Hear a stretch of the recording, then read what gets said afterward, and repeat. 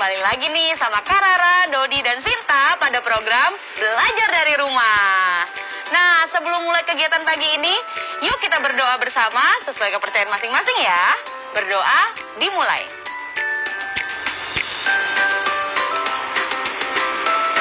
Berdoa selesai. Karara, selanjutnya kita olahraga ringan dulu yuk, agar badan kita lebih segar dan semangat untuk menjalani hari ini. Aku yang pimpin ya. Oke, Dodi. Yang pertama, seperti ini. 1, 2, 3, 4, 5. Lalu sebaliknya. 1, 2, 3, 4, 5. Lalu lipat tangan ini. 1, 2, 3, 4, 5. Lalu sebaliknya. 1, 2, 3, 4, 5. Selesai. Wow, jadi lebih segar ya Dodi, Sinta. Nah, sekarang Karara mau cerita tentang dari mana asal nasi. Boleh tuh, Kak. Oke deh, yuk kita membatik. Membaca itu asik. Yuk. Yuk. Halo teman-teman di rumah. Kali ini kita akan membatik dengan membaca terdinding ya. Nanti Dodi dan Sinta bantu Karara membaca cerita ini ya. Siap, Kak. Teman-teman, simak dengan baik cerita ini ya. Karena setelah ini kita akan menjawab pertanyaan bersama-sama.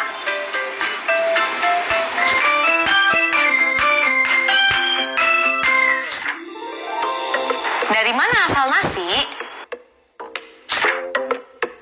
Apakah kamu pernah makan nasi? Kapan saja biasanya kamu makan nasi? Bagaimana rasanya? Apakah kamu tahu dari mana asal nasi? Ayo kita cari tahu. Nasi adalah makanan pokok di banyak daerah di Indonesia.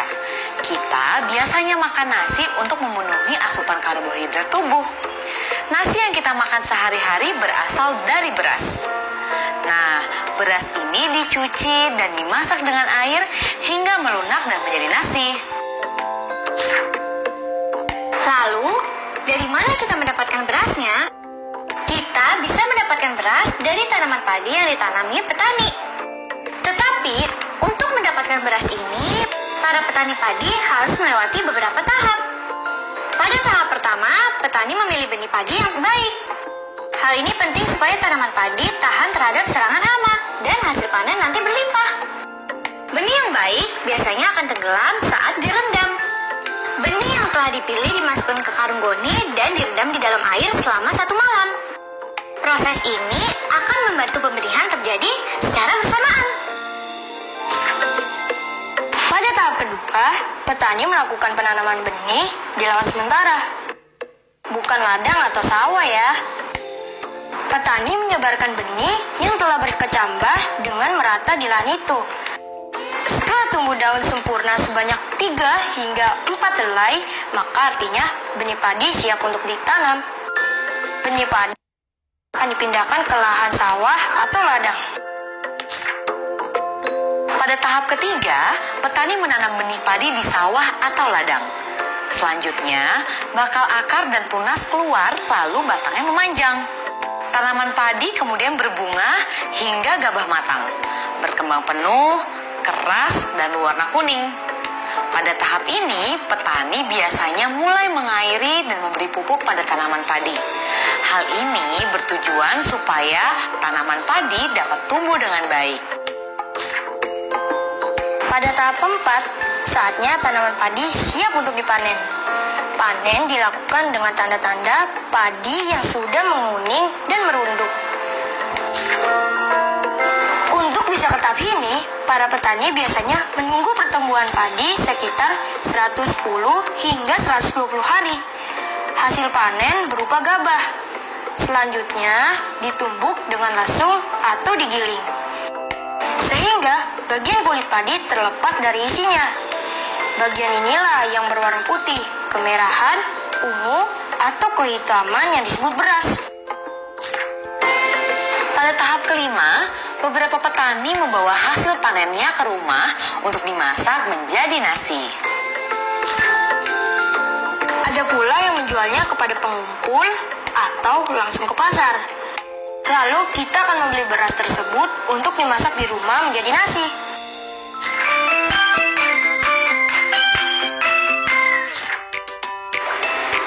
Wah, ternyata proses untuk mendapatkan nasi itu panjang ya.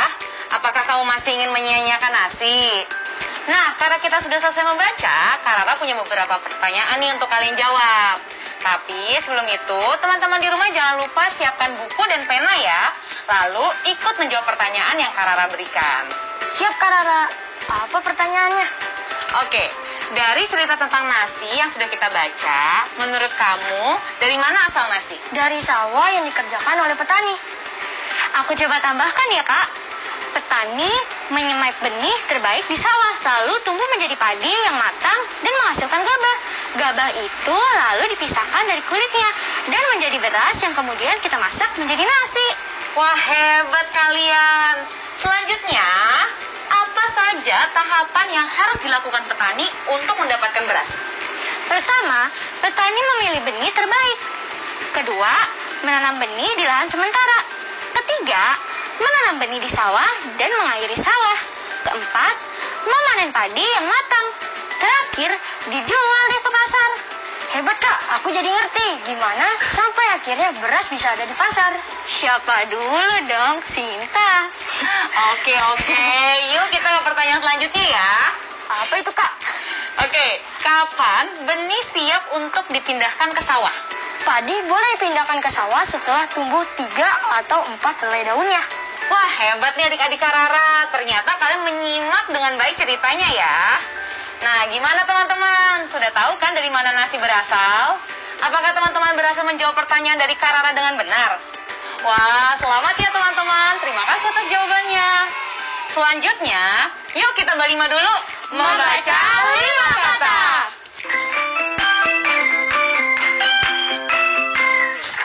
Sekarang Kak Rara punya 5 kartu yang setiap kartunya berisi 1 kata.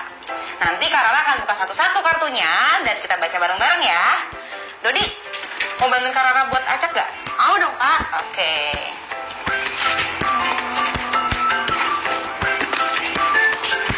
Dan Kak, ayo Kak Rara kita buka kartunya satu persatu. Oke Sinta, kita mulai ya. Siap, Kak Rara. Oke. Makan. Mungkin. Siapa? Lakukan. Menjadi.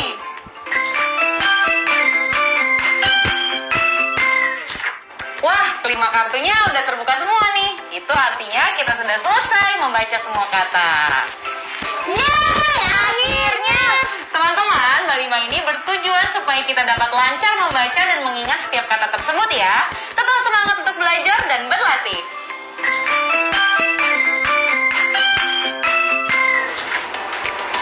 Bunda, selain kolak, di warung Bu Rudi juga menyediakan aneka gorengan untuk menu berbuka puasa loh. Pisang goreng harganya Rp850, ubi goreng harganya Rp900, dan ayam goreng harganya Rp7.500. Kamu mau membeli semua, Dodi? Iya Bunda, aku membawa uang Rp10.000. Menurut perkiraan aku sih, kalau aku membeli semuanya untuk berbuka puasa hari ini, maka aku akan mendapatkan kembali Rp1.000. Teman-teman, apakah perkiraan Dodi masuk akal? Coba kalian perkirakan bersama ayah dan bunda di rumah ya. Sepertinya perkiraan Dodi kurang masuk akal. Kok bisa Bun? Dodi memiliki uang Rp10.000. Harga pisang rebus Rp850, berarti mendekati Rp1.000. Lalu harga ubi goreng Rp900, maka mendekati Rp1.000. Harga ayam goreng Rp7.500, berarti mendekati Rp8.000. Jika dijumlahkan, berarti Rp10.000. Oh iya, Bunda benar ya. Perkiraan Dodi kurang masuk akal, teman-teman. Bagaimana dengan perkiraan teman-teman? Kalau belum tepat, jangan lupa diskusikan dengan ayah bunda ya.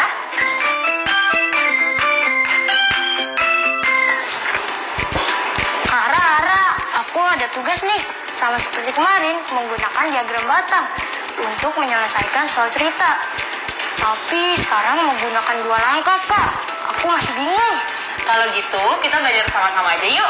Kemarin, kita sudah belajar menggunakan model batang untuk menyelesaikan soal-soal cerita dengan 1 langkah.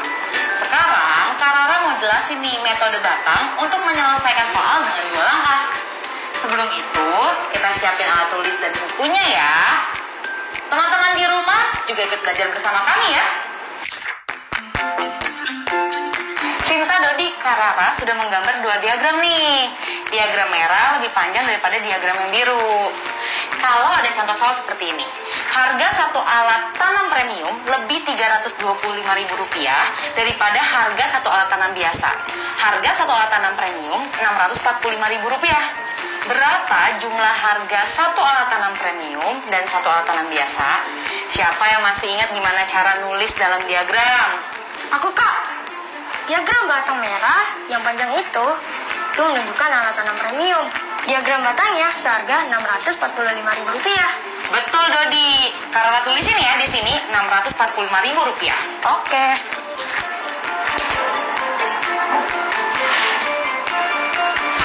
Oke.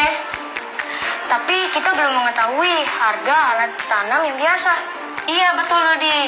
Pada soal tadi disebutkan bahwa harga 1 alat tanam premium lebih Rp325.000 daripada harga 1 alat tanam biasa. Berarti kita buat garis seperti ini ya di bawah 2 diagram ini. Tadi pertanyaannya apa? Mencari tahu harga 1 alat tanam premium dan 1 alat tanam biasa. Nah, betul. Tapi karena kita belum mengetahui harga 1 alat tanam biasa, maka langkah pertama adalah kita cari dulu harga alat tanam biasa atau harga dari diagram batang pendek berwarna biru. Karena harga alat tanam premium lebih Rp325.000, maka berapa ditambahkan Rp325.000 sama dengan Rp645.000? Ketemu, Rp325.000. Oke, betul sekali. Kita sudah menemukan ya harga alat tanam biasa Rp320.000. Kakak tulisin ya di diagram batang warna biru.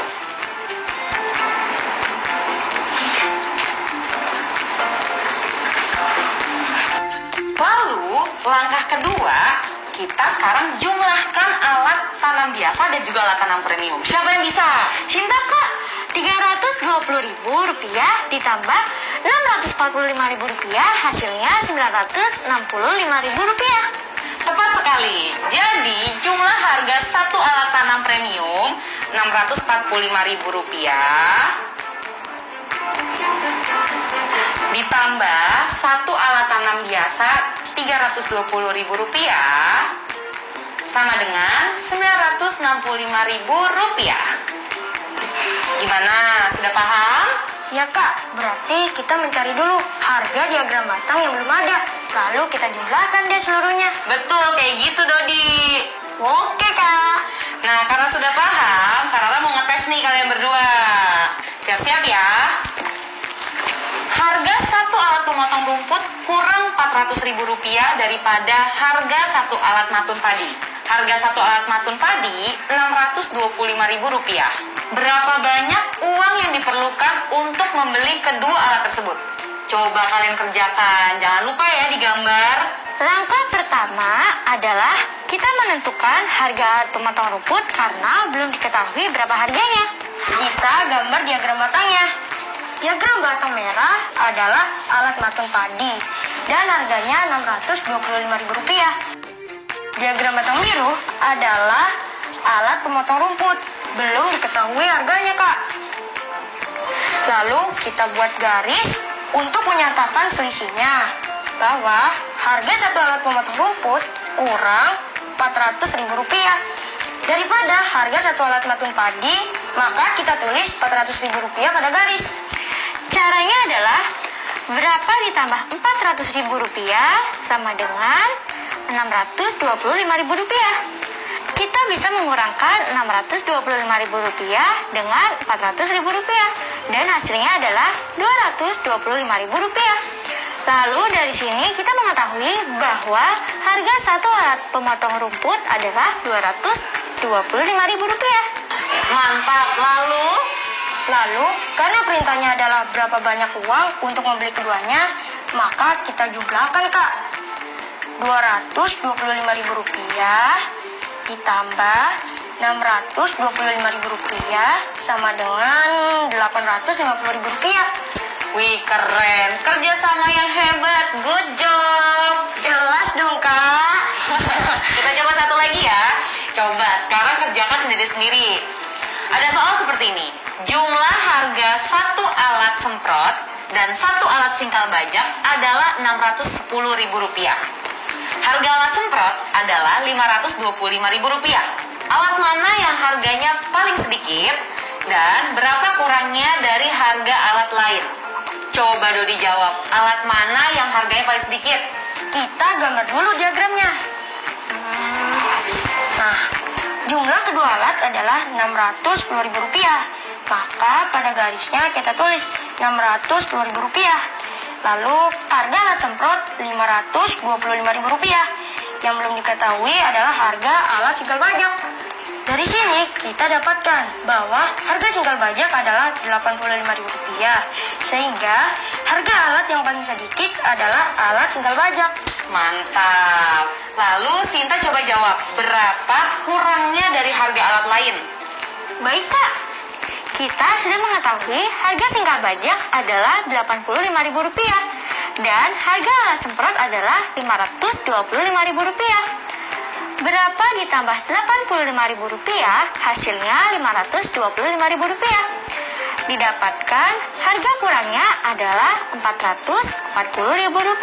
Sehingga harga singkal bajak kurang Rp440.000 daripada alat semprot. Betul semua nih. Keren nih adik-adik Karara. Kalau gitu sekarang saatnya tantangan yang sebenarnya. Teman-teman juga sudah paham kan? Yuk kita kerjain soal latihan. Jangan lupa ya, siapin alat tulis dan buku kalian. Ayo berlatih. Dengan berlatih kita semakin terlatih. Teman-teman kelas 3 yang hebat, Karara sudah punya daftar harga alat perlengkapan petani nih. Coba kalian simak baik-baik. Kalau sudah, buatlah soal cerita seperti yang tadi Karara berikan ya, tentang harga satu alat yang lebih atau kurang banyak dari harga satu alat lain. Dan mencari jumlah harga kedua alat. Buat juga jawabannya. Siapa mau buat pertanyaannya? Dan siapa yang mau jawab? Aku dong, Kak, yang membuat pertanyaannya. Kalau begitu aku yang jawab ya. Apa, Kak, pertanyaannya? Harga satu pacul kurang Rp780.000 daripada harga satu alat tanam. Harga satu alat tanam Rp875.000. Berapa banyak uang yang diperlukan untuk membeli kedua alat tersebut? Baik, Kak. Harga alat tanam adalah Rp875.000 dan harga satu pacul kurang Rp780.000. Jadi, yang belum diketahui adalah harga satu pacul. Kita cari terlebih dahulu. Caranya adalah berapa ditambah Rp780.000 sama dengan Rp875.000. Caranya adalah Rp875.000 dikurang Rp780.000. Hasilnya adalah Rp95.000. Jadi harga alat pacul adalah Rp95.000. Lalu setelah itu kita jumlahkan keduanya. Rp875.000 ditambah Rp95.000 sama dengan Rp970.000. Jadi, uang yang dibutuhkan untuk membeli keduanya adalah Rp970.000. Hebat, Dodi bisa menjelaskan dengan baik. Teman-teman juga sudah buat pertanyaan dan jawab pertanyaannya kan? Jangan lupa minta ayah, bunda, kakak, atau anggota keluarga lainnya untuk mengoreksi ya.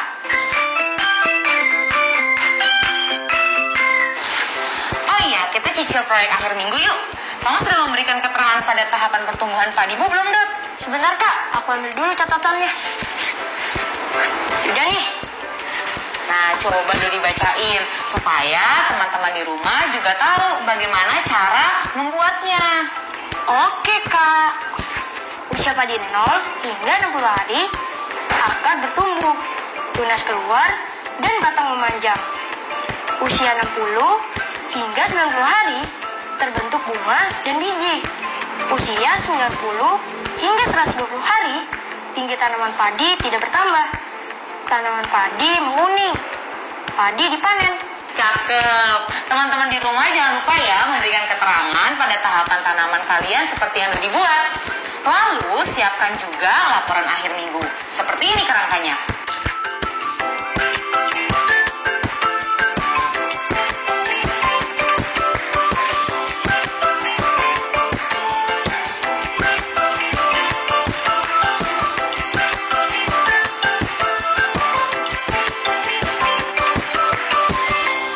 Alhamdulillah, kegiatan belajar hari ini selesai.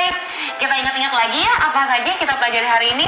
Tadi kita sudah membaca terbibi dari mana asal nasi dan menjawab pertanyaan.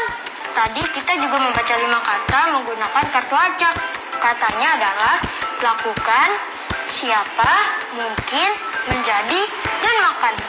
Lalu kita juga belajar menggunakan model batang untuk menyelesaikan soal-soal cerita 2 langkah. Nah, teman-teman juga pasti mendapatkan banyak pelajaran dan pengetahuan ya hari ini. Jangan lupa untuk menyiapkan laporan akhir minggu pada esok hari. Terima kasih untuk teman-teman kelas 3 yang sudah ikutan belajar bersama.